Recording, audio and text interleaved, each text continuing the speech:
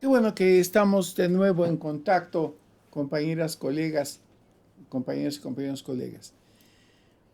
En esta sesión hablaremos sobre un microorganismo que en lo particular me es muy cercano como tema de interés de los últimos 20 o 25 años y que me ha permitido conocer eh, tanto más sobre la microbiología de este microorganismo como también el participar en brotes, en el estudio de brotes de tosferina.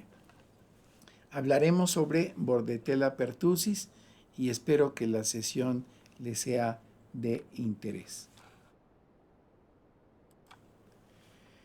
Esto no tiene que ver con Bordetella, pero sí tiene que ver con nuestro papel, compañeros, como laboratorios de salud pública. Yo veo nuestro papel como parte del equipo de vigilancia epidemiológica, donde los epidemiólogos dan luz sobre algún fenómeno de salud en donde llama el interés de cuál es la causa del origen. Y nuestro papel sería como el del que tiene catalejo y puede precisar qué es lo que está sucediendo, un examen más cercano.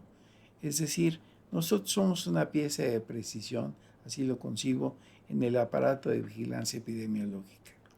Ojalá que mi punto de vista muy personal pueda de alguna manera ayudar en la ubicación de nuestro quehacer cotidiano.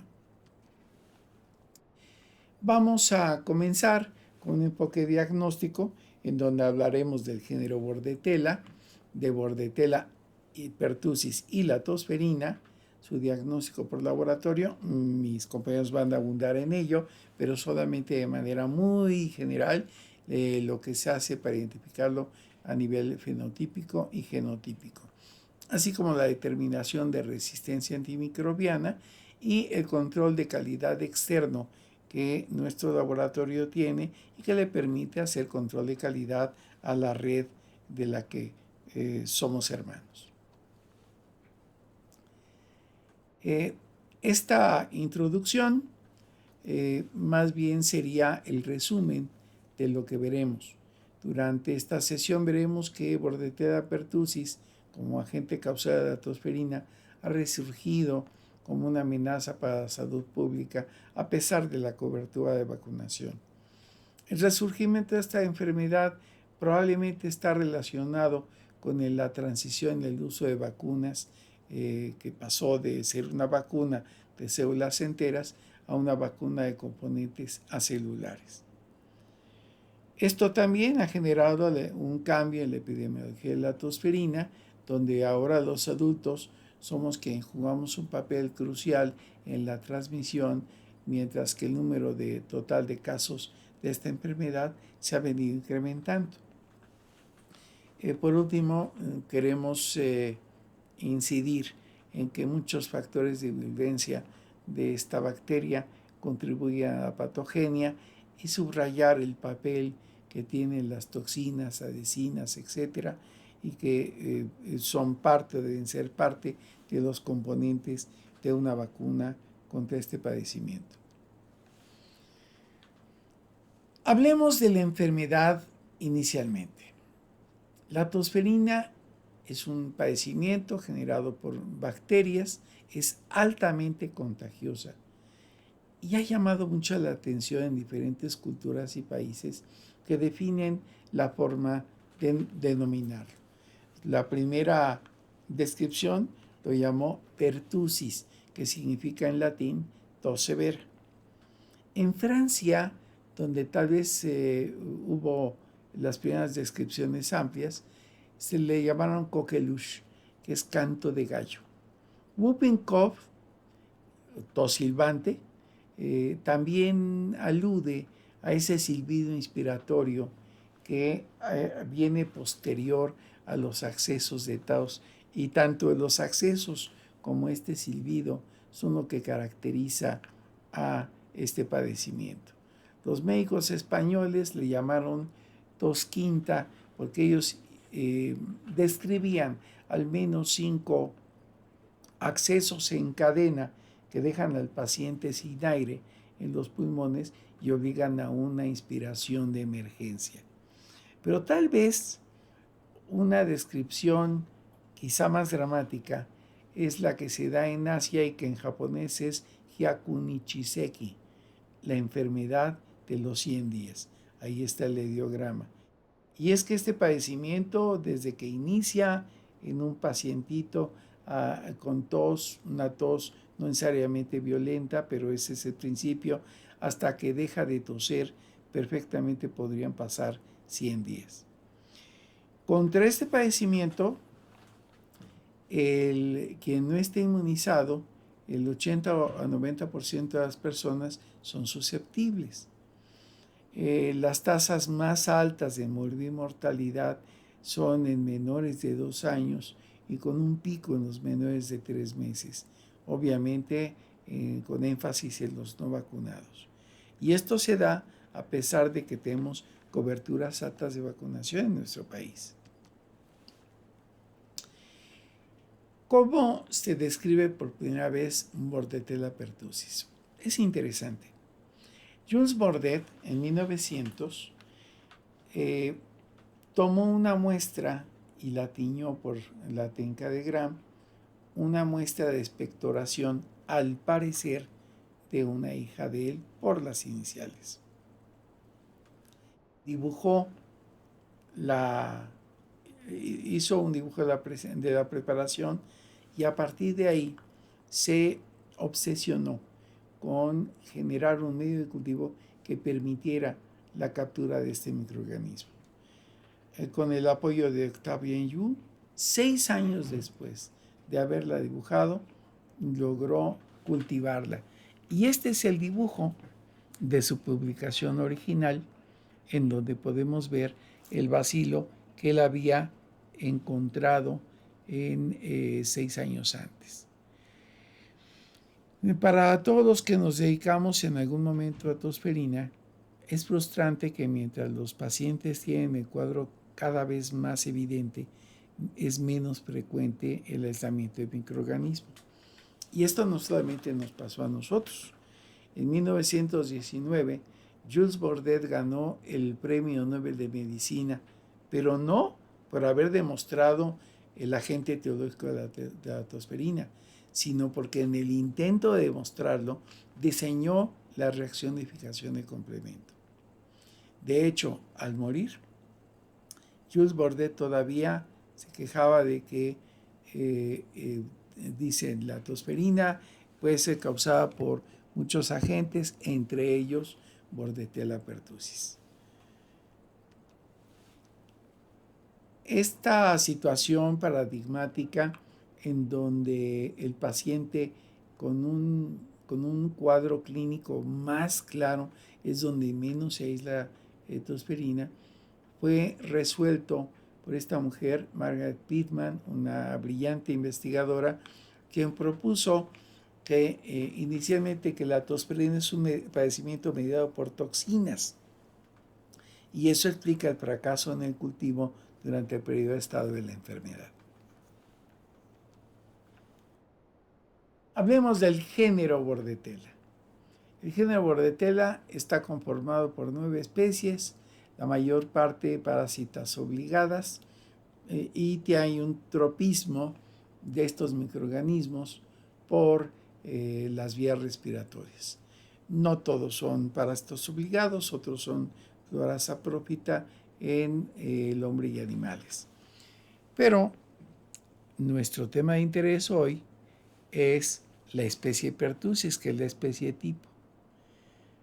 Cocobacilos gram negativos, aislados o en pares, son estrictamente aerobios, oxida aminoácidos en vez de fermentarlos, no es móvil, es sensible a los ácidos grasos, por lo que los medios de cultivo en donde crece deben contar con sangre, carbón activado o almidón para inhibir la acción tóxica de los ácidos grasos, y pues debemos acostumbrarnos a que es una bacteria de crecimiento lento, no tan lento como las micobacterias, pero sí podemos hablar de que requiere de 5 a 7 días para que aún en un medio de cultivo adecuado, como el agar bordés Yenyu o el Regan Low, de colonias visibles.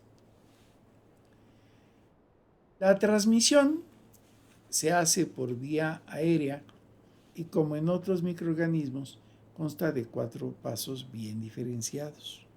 Su llegada al epitelio respiratorio es muy importante porque aquí es el único microorganismo en la patología humana que se fija exclusivamente a los cilios del epitelio respiratorio. Aquí se ve una micrografía electrónica en donde de forma artificial se han puesto colores y Bordetella aparece en color verde pegada a los cilios. Noten que no se fija en ningún otro lugar, excepto los cilios del epitelio respiratorio. Desde ahí se multiplica, produce sus factores de virulencia que le permiten evadir la respuesta inmune del hospedero y también provocar un daño local. También va a producir un efecto sistémico. Si, como comentamos, se transmite por vía aérea y se fija exclusivamente en los cilios del epitelio respiratorio, ¿cómo es que va la respuesta inmune? A través de estas sustancias que produce y que tienen diferente función. Tiene diferentes toxinas, adhesinas y otro tipo de componentes. Para adherirse tan exquisita y exclusivamente a los cilios del epitelio respiratorio, se ha demostrado la presencia de 3 componentes: la hemaglutinina filamentosa, la pertactina, la fracción 2 de la toxina pertussis, así como las fimbrias. En cuanto a las toxinas, la toxina pertussis en su fracción 1, la toxina de latociclasa son las que le permiten evadir de una manera muy eficiente la respuesta inmune y también va a producir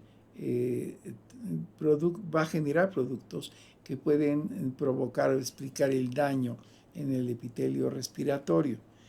Algo en duda es la toxina dermonecrótica, porque sí es dermonecrótica, pero en piel de conejo. No sabemos cuál es el efecto en el padecimiento.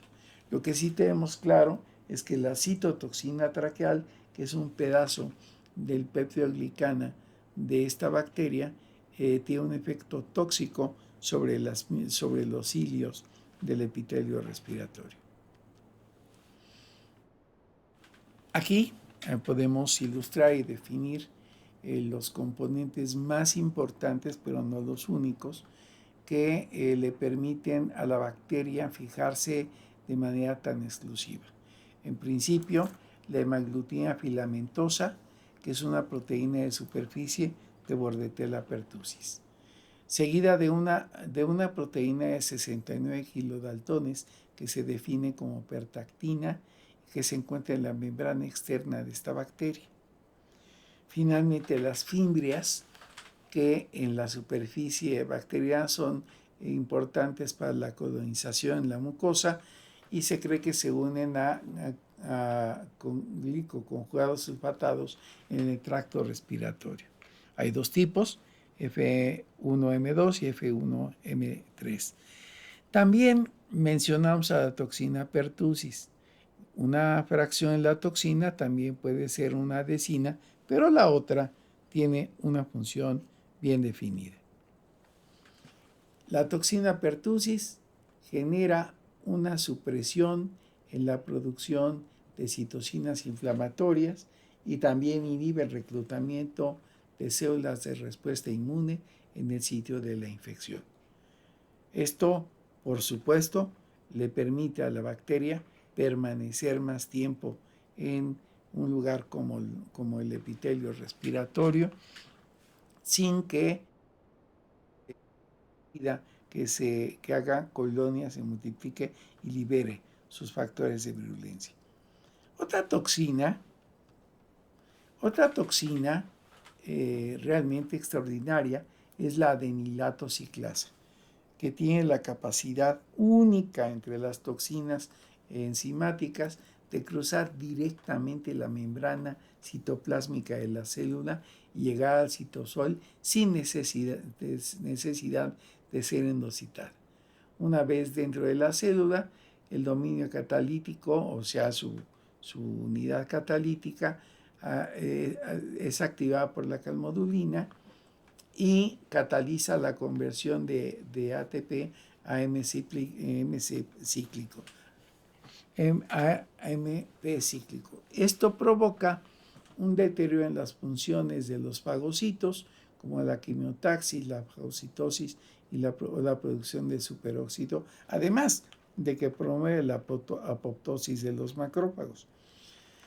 Es tan eficiente que in vitro se ha demostrado que hasta los matones profesionales del aparato inmune, que son las células NK, son inhibidas en su función. Es a partir de esto que el microorganismo logra provocar un daño muy importante en los pacientes. Provoca en niños una tos paroxismal, un silbido inspiratorio, que es lo que le dio el nombre coqueluche o whooping cough. Esta tos, además de ser muy impresionante, noten por favor las hemorragias conjuntivales de este pacientito de Chiapas que sufrió la tosferina.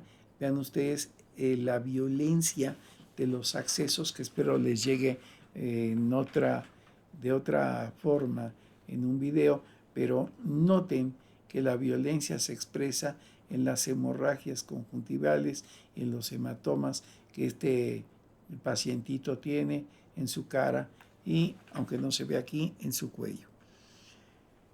Estos accesos, además de ser violentos, son emetizantes, o sea que pueden provocar un vómito al final. Son de predominio nocturno, gracias a la acción de las toxinas que inhiben la respuesta inmune. Los pacientes no tienen fiebre, y en los niños no se ve ni coriza ni faringitis, lo que sí se ve en los adultos. Sí, tenemos una evolución en el cuadro después de 1 o 2 semanas como preincubación, en donde se genera la tosferina clásica. Esta se da solamente en mayores de 3 meses. Y es el cuadro característico que provoca Bordetella pertussis. Provoca una fase catarral de 1 a 2 semanas de duración, que lleva a una fase paroxismal que va de 4 a 6 semanas y que deja un periodo de convalescencia de 4 a 6 semanas más. Es que pase el periodo de incubación, donde no hay, por supuesto, ningún signo ni síntoma, empieza la fase catarral a manifestarse como una tos que va aumentando en frecuencia e intensidad, puede ir o no acompañada de rinorrea, y curiosamente en este cuadro, que es más bien banal, es donde el cultivo alcanza su máxima posibilidad de éxito. Como entre 1 y 2 semanas aparece en los pacientes el primer paroxismo.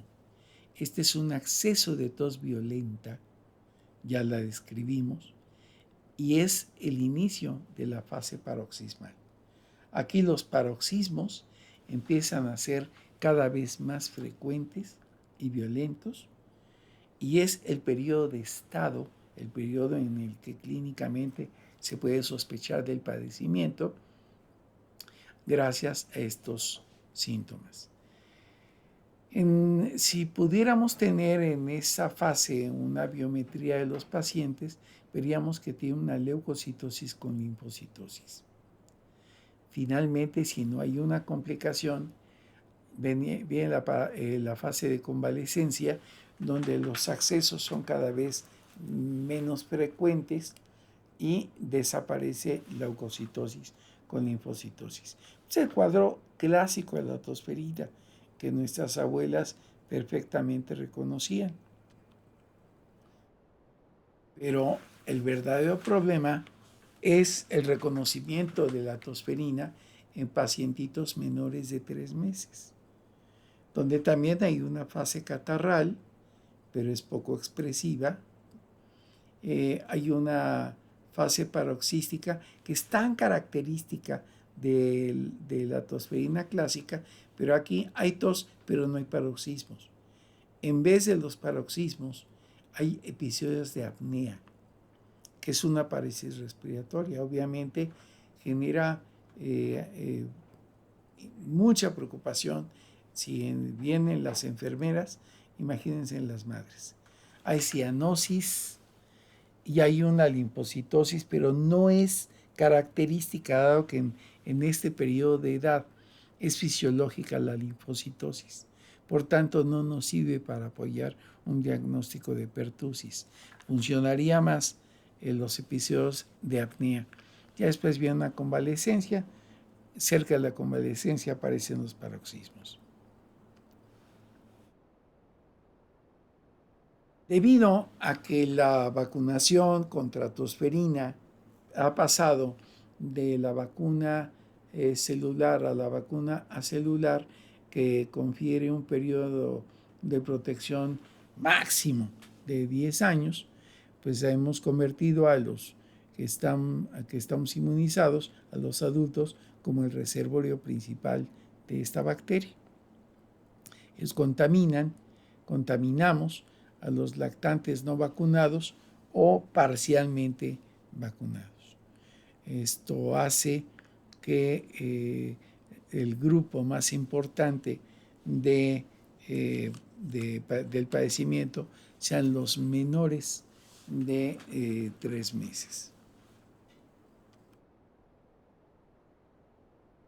Así las cosas, podemos hacer una definición operacional de caso de tosferina.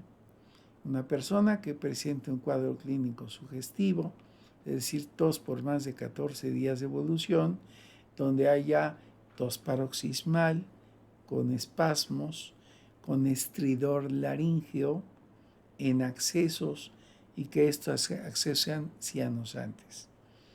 Si además podemos, a través de una biometría, confirmar una leucocitosis con linfocitosis, entonces tenemos un caso muy claro de tosferina. También puede considerarse un caso de tosferina a personas que en las últimas 2 a 4 semanas hayan estado en presencia de un brote en la comunidad. En este caso, ese es el motivo por el cual solicitamos los contactos en adultos de alrededor de un caso de tosferina, porque es más probable demostrar en ellos la presencia de la bacteria como casos secundarios o como portadores. Mis compañeros van a hablar con detalle del diagnóstico por laboratorio. Solo de una manera muy general hablaremos de identificación fenotípica y genotípica que nos permite confirmar la presencia del microorganismo.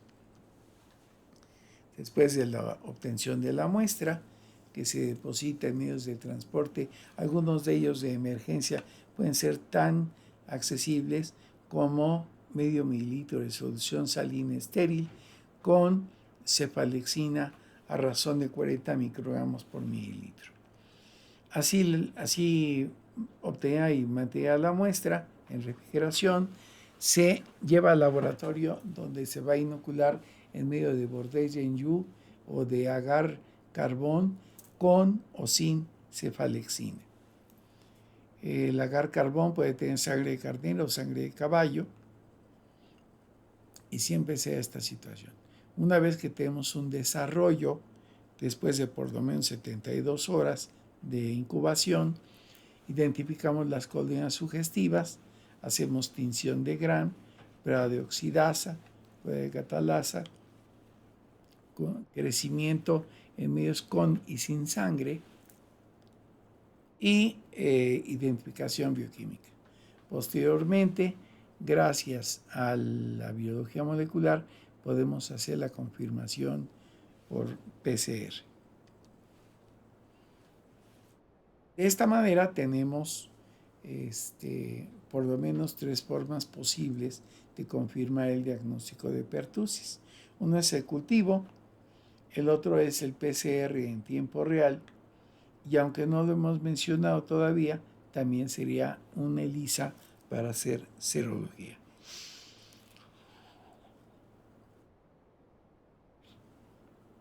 Aquí vemos la amplificación en una pantalla, el cultivo, y la serología, que sería un ELISA.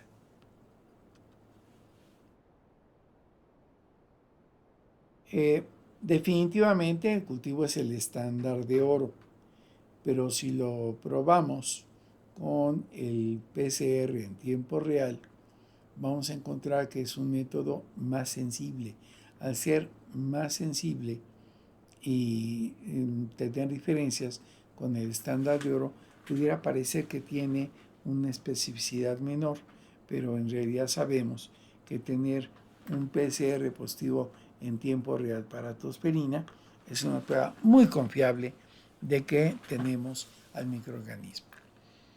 Ya nos dirán nuestros compañeros que después de obtener una muestra se extrae el DNA y se pone en presencia de secuencias de inserción o de iniciadores de secuencias de inserción para hacer una amplificación y derivar en la confirmación de especie.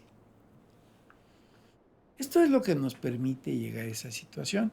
En el caso de Bordetella pertussis está la secuencia de inserción 481 y en el caso de Bordetella pertussis la secuencia de inserción de la toxina pertussis.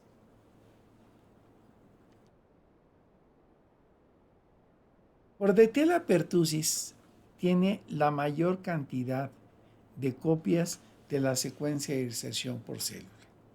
Tiene desde 50 hasta más de 200 copias de la secuencia de inserción que es S481. Para pertussis no la tiene, bronquiséptica tendría un mínimo y Holmesi tiene un poquito menos que el mínimo. En el caso de la secuencia de inserción 1001, no la tiene más que Bordetella para pertussis. Y de esta manera hemos confirmado por PCR la presencia o la etiología de los casos que vemos. Así se ve una amplificación de Bordetella pertussis. Así se ve una de Bordetella para pertussis. Noten que en el caso de Bordetella pertussis inicia desde la decimotercer ciclo y antes del ciclo 33-34 ya hay una amplificación. Cosas parecidas suceden en Bordetella para pertussis, en Bordetella holmesi, y podemos diferenciarla de una muestra negativa donde el control no aparece. Así las cosas, dependiendo del periodo de incubación, del periodo de evolución que tiene el paciente, podemos determinar qué método es el que más nos conviene para confirmar la presencia de Bordetella pertussis. El método de cultivo es el estándar de oro, pero desgraciadamente solamente quedaría en 1 o máximo 2 semanas de la fase paroxismal. El PCR también un estupendo método para confirmarlo, nos da 1 o 2 semanas más de posibilidad de detección. La cuenta leucocitaria no es confirmatoria, pero es altamente sugestiva. Y la detección de anticuerpos, sobre todo en muestras pareadas, es también un elemento con el que podemos confirmar la infección. Ahora, algo que normalmente no hacíamos en la red era determinación de la resistencia antimicrobiana, pero desde 2012 se ha venido observando un crecimiento en la resistencia de Bordetella pertussis a macrólidos, en Asia en particular. La aparición de Bordetella pertussis resistente a macrólidos puede ser una amenaza, ya que este es el antibiótico que se da como profiláctico para los contactos, y además de que sea el tratamiento indicado. Vean en este mapa el porcentaje de Bordetella pertussis resistente a macrólidos en el mundo. Noten que en China, en Japón, se está reportando con mayor frecuencia.